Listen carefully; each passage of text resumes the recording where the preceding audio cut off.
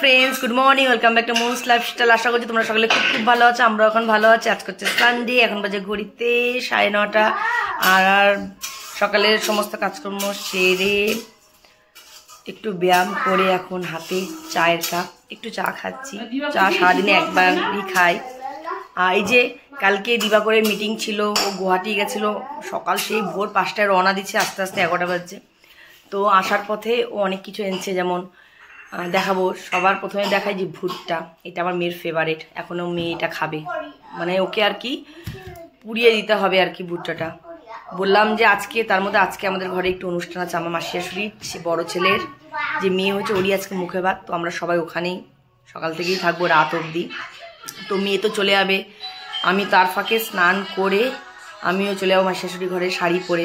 আর যেহেতু আজকে ওর গায়ে হলুদ হবে, ছোটো বেবিটা আর কি গায়ে হলুদ হবে, তো আমরা সবাই হলুদ কালারের শাড়ি পরবো।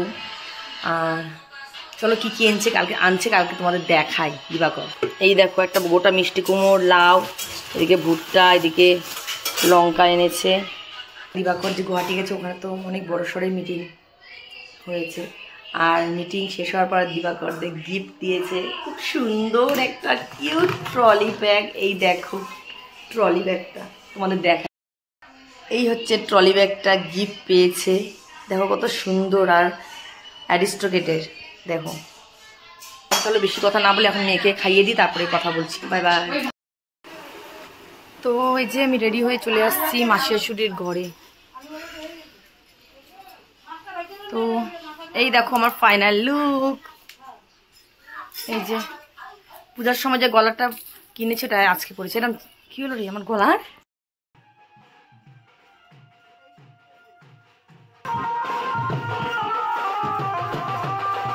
এখন আমরা সবাই মিলে যাচ্ছি জল ভরতে। আর বাইরে সেদিন হালকা রৌদ্র ছিল, আর এত হাওয়া দিচ্ছিল না, আমাদের সবার চুলগুলো এলোমেলো হয়ে যাচ্ছিল, আর হাওয়াটা দিচ্ছিল না, বেশ ভালো লাগছিল। কিন্তু তবে জল ভরা হয়ে গেছে। তারপরে এসে দেখি সব ঠাম্মিরা মিলে গেট ধরেছে। তারপরে মেয়ের বাবা একটা 500 টাকার নোট দিল। আর এই গামলাটা দেখেছো, আমি আর আমার মাস্টারদা যা মিলে সাজিয়েছি। আর দেখো মেয়েকে ধরে রেখেছে, আর খুব কান্নাকাটি করছিল। আর ওকে তো জলে নামানোই হলো না। কিন্তু আমার মেয়ের সময় আমি দেখেছি, আমার মেয়ে জলে যখন নামলো না, মেয়ে এত খুশি, জল নিয়ে এরকম হাত দিয়ে মানে লাফালাফি করছে। তারপরে তো আমরা উঠিয়ে দিলাম। তো আমার মেয়ে ছোটোর থেকে স্নান করতে খুব ভালোবাসে, জল ঘাটতে ভালোবাসে, এখন তো বেশি করে জল ঘাটে। তো এখন আমরা তিনটা গাড়ি ছিল, তো গাড়ি করে সবাই চলে গেছে, আমরা যাচ্ছি বাইকে আর স্কুটি নিয়ে। আর লামনিং কালীবাড়িতে চলে আসলাম। তো অনেক স্মৃতি মনে পড়ে গেল। আমার মেয়ের মুখে ভাত এই কালীবাড়িতে হয়েছে। তো মেয়ে যখন মুখে যখন পায়েসটা দেয় না, সব বেবিরা মনে হয় কান্নাকাটি করে, কারণ আমার মেয়েও কাঁদছিল, আর এই দেখিয়ে এও কান্নাকাটি করছিল। আমি তাই গেস করলাম হয়তো সবাই কান্নাকাটি করে। তো ওদের নিয়ম বলে রাস্তার থেকে ছাতা নিয়ে এরকমভাবে আসতে লাগে। তো আজকে যে মুখে ভাতটা দিবে হচ্ছে দিবাকরি, ওর মুখটা কাইটা করবে। আবার ঠাম্মিরা মিলে গেট ধরেছে। তারপরে আমার মাস্টার তো জায়ের মা 500 টাকা দিল, তারপর গেটটা ছাড়লো। তো এই সব কিছু আয়োজন তো আগে থেকেই করা হয়েছে, শুধু ডেকোরেশনটা আমি আমার যা করেছি।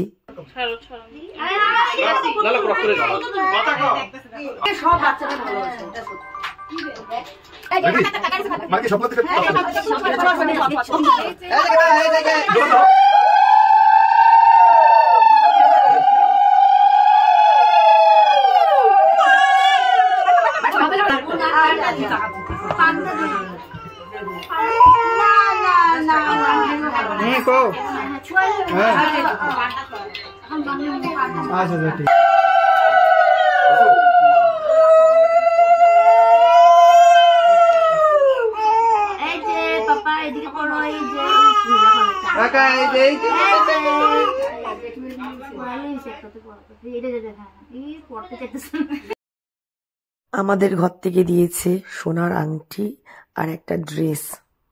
Hello good evening. এখন বাজে সন্ধ্যে 6টা। তো আমি এসছি 1 ঘন্টা হয়েছে, এসেই আগে রিলস বানাচ্ছিলাম এতক্ষণ ধরে, তারপরে তোমাদের সাথে একটু কথা বলতে আসলাম। তো এখন আবার ড্রেস চেঞ্জ করে যাব হচ্ছে বাজারে মার গিফট আনতে। আমি আর দিবাকর যাবো, এদিকে মেয়ে ঘুমোচ্ছে।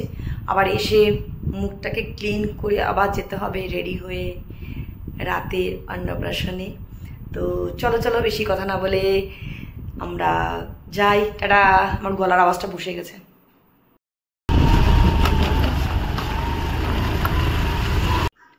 এই হচ্ছে আমার সোনামা, রেডি হয়ে গেছে। এখন বাজে রাত্রে 9টা। তো আমি রেডি আছি, জাস্ট শাড়িটা পরলে হয়ে যাবে। হচ্ছে আমার ফাইনাল লুক।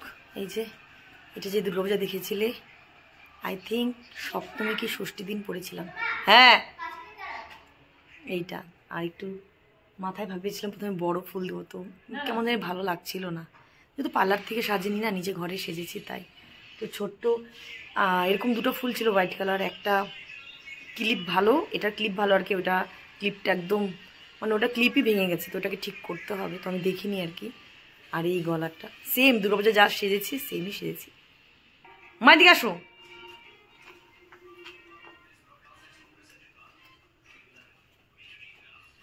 আমরা যখন গিয়ে পৌঁছাই তখন বাজে রাত্রে 9:30। তো অনেকটাই লেট করে গেছি আমরা। আর মার গিফটটা তো তোমাদেরকে দেখানোই হয়নি। মা দিয়েছে একটা রূপোর বাজু। আর জানো একটা কোইন্সিডেন্টের কথা কি, আমরা 3 যাও সেম কালারের শাড়ি পরেছি, আর আমাদের 3 মেয়েরাও সেম কালারের ড্রেস পরেছে। এটা কিন্তু কেউ কাউকে বলিনি, জাস্ট মানে ওখানে গিয়ে আমরা তো অবাক হয়েছি। আর দেখো মামি শাশুড়ির করে বেবিটা বসে আছে। এই দেখো মানে মানে পার্পেলের মধ্যেই সব গায়ে ঘেঁষা। আর অন্নপ্রাশনে কেকটা আমি চুজ করেছি, কারণ আমার মেয়ের সময় সেম কেকই মেয়ের অন্নপ্রাশনে এসেছিল তাই। আর আমার মেয়ে খেতে বসবে মিষ্টি আর দেবাঞ্জলির মাঝখানে বসে। তাহলে চলো আজকের ভিডিওটা তোমাদের কেমন লেগেছে অবশ্যই জানাবে। টাটা।